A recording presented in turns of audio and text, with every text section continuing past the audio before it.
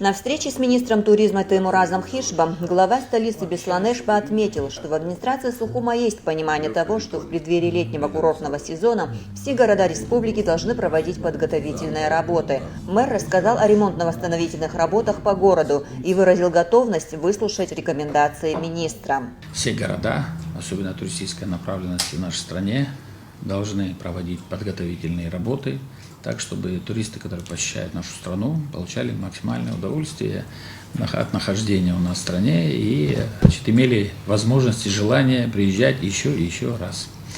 Поэтому с удовольствием выслушаем ваши рекомендации, что нужно было бы еще сделать, потому что вы в этом плане и как профильная структура орган госуправления вам виднее, поэтому кроме тех плановых работ, которые проводит администрация ежегодно в преддверии начала летнего курортного сезона, естественно, все эти стандартные вещи мы сделаем. Еще с учетом того, что в администрации проводится ряд крупных восстановительных работ, таких как на горе Фуникулер, да, там, на береговой части, на набережной у нас парк имени Тараса Мироновича Шамба, и ряд других объектов, также ремонт инфраструктуры.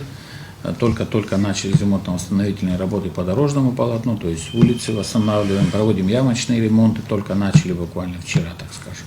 Потому что появился асфальт, его не было с начала года, поэтому дороги у нас пришли в негодность, и так долго мы это дело затягивали.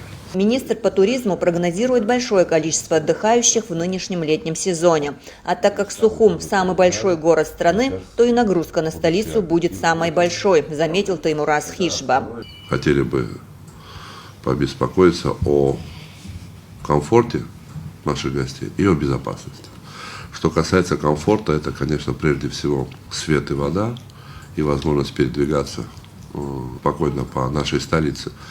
И второе, конечно, это элемент безопасности. Я хотел бы, если это возможно, поинтересоваться, какие-то либо ведутся работы в спасательных станциях на городских пляжах. Я знаю то, что есть пляжи, на которых работают бизнесмены и сами обустраивают его. Но я, насколько знаю, центральные пляжи города Сухум, они, на наш взгляд, особо могут быть опасны в случае штормов и в случае очень жаркой погоды, так как, к сожалению, наши гости не всегда понимают, как себя нужно вести на воде.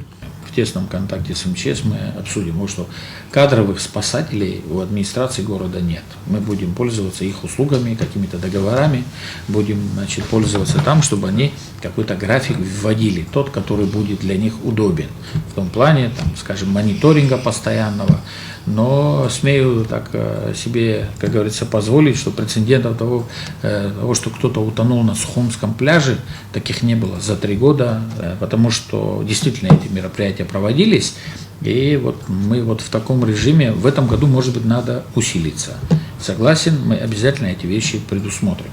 Затем глава администрации Сухума и министр по туризму прошлись по набережной. Теймураз Хишба поинтересовался, существует ли возможность отремонтировать причал. Беслан-Эшпа поделился, что есть бизнесмен, который в качестве подарка городу берет на себя расходы по восстановлению. Уже даже готов проект реконструкции. Но в связи с ситуацией СВО дело пока заморозилось. Эту часть мы в этом году сделаем. Мы полностью отреставрируем все столбы, систему освещения, парапетную часть всю. И так прям. Пока инвестпроект, ждем инвестора, ведем переговоры. Он взял паузу, у нас есть полноценный проект восстановления. Российский предприниматель в качестве благотворительности хочет нам это дело подарить. Да. Не в таком виде, в котором есть, чуть расширить ее. Она вообще по факту уже имеет еще историческое значение. Она и есть главная пристань Сухума. Она номер 1. Да. Питерский институт проектно разрабатывает проект, он какой-то дорогостоящий. Масштабные восстановительные работы по столице проходят в других локациях, но проходя по набережной, Беслан-Эшпа в пути рассказывал министру о них. В парке имени Баграта Шинкуба чиновники остановились у информационного бокса. Всего таких инфобоксов по городу 3. Они установлены также на площади Сергея Багапш и в парке имени Ефрема Эшба. При нажатии на выбранную графу пользователь может получить исчерпывающую информацию о достопримечательностях Сухума, о мероприятиях и спектаклях в учреждениях культуры, об адресах отелей, популярных кафе и ресторанах. И самое интересное, поможет проложить маршрут по городу. информационные боксы, которые в городе были установлены. Тут есть возможность у наших, допустим, тех же там театров выставлять свои афиши, плюс ознакомиться с теми достопримечательностями, которые есть у нас в городе, с культурными объектами, медицинскими учреждениями, ресторанами, кафе, с отелями для размещения такси и так далее. То есть есть возможность подойти в интерактивном формате, покликать, допустим, на каждую там на карту или отели. Как минимум еще в 2 городах нужно такие вещи поставить. Это будет Сухум подал очень хороший пример. Это очень нужная вещь, она вообще имеет место во всех туристических местах, во всем мире. Я думаю, что как минимум в Гаграх и в Афоне такую штуку можно Мы поставить. скажем коллегам, да. В этом парке также для удобства горожан и туристов с детьми установлена скамья для кормления и ухода за ребенком. Данный проект был реализован при поддержке ЮНИСЕФ специально для кормящих матерей, для того, чтобы сделать их пребывание в парковых пространствах максимально комфортным, то есть чтобы им не приходилось прерывать свой отдых на время кормления ребенка. Достаточно комфортная приватная зона для того, чтобы можно было покормить ребенка и дальше продолжать отдых, прогулку и так далее. Соответствует всем современным подходам к обустройству общественных пространств, поэтому рассчитываем на то, что отдыхающие жители столицы по достоинству оценят. Одним из излюбленных мест сухумчан и гостей столицы стал сравнительно недавно сооруженный мост счастья. Беслан Эшба рассказал, что прилегающая территория также станет удобной рекреационной зоной. Здесь пойдет у нас деревянная дорожка дальше. И здесь будет такая зона отдыха, без каких-либо там, имеется в виду всякого рода кафе, мороженых, ничего. Просто зона отдыха, лавочки.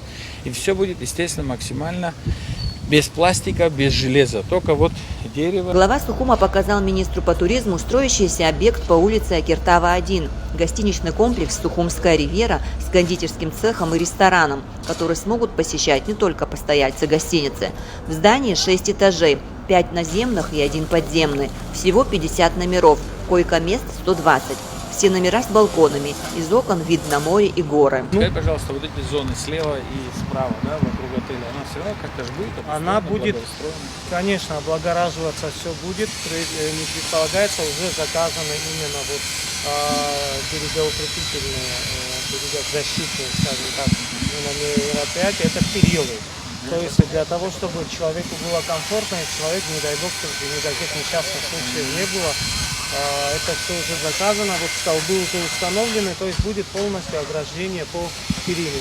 Общая площадь территории 3600 квадратных метров. Из них порядка 1000 квадратных метров идет под застройку. Все остальное – территория по благоустройству. 1 июля планируют запуститься. В гостинице будет также бассейн. Ислам Федорович вас спросил по поводу рабочих мест, это вы сказали, Да, по 30 человек. это порядка 35-40 Скажите, человек. какая будет средняя зарплата? Как вы Средняя заработная плата будет начинаться от 25 тысяч рублей. Все-таки по стране за меньшую сумму и работать. Хорошо.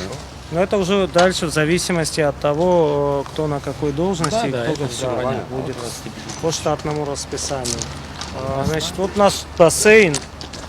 Бассейн у нас состоит из 2 зон. Это зона для взрослого населения, скажем так. И отдельная часть у нас детский бассейн. Да. Вот сейчас на этапе отшлифовки бетона. Дальше у нас пойдет именно устройство оборудования и дальнейшие отделочные работы. Ориентировочный срок завершения этих работ порядка 30-35 календарных дней. Как рассказал помощник директора, в дальнейшем в подземном этаже под рестораном планируют открыть караоке-клуб.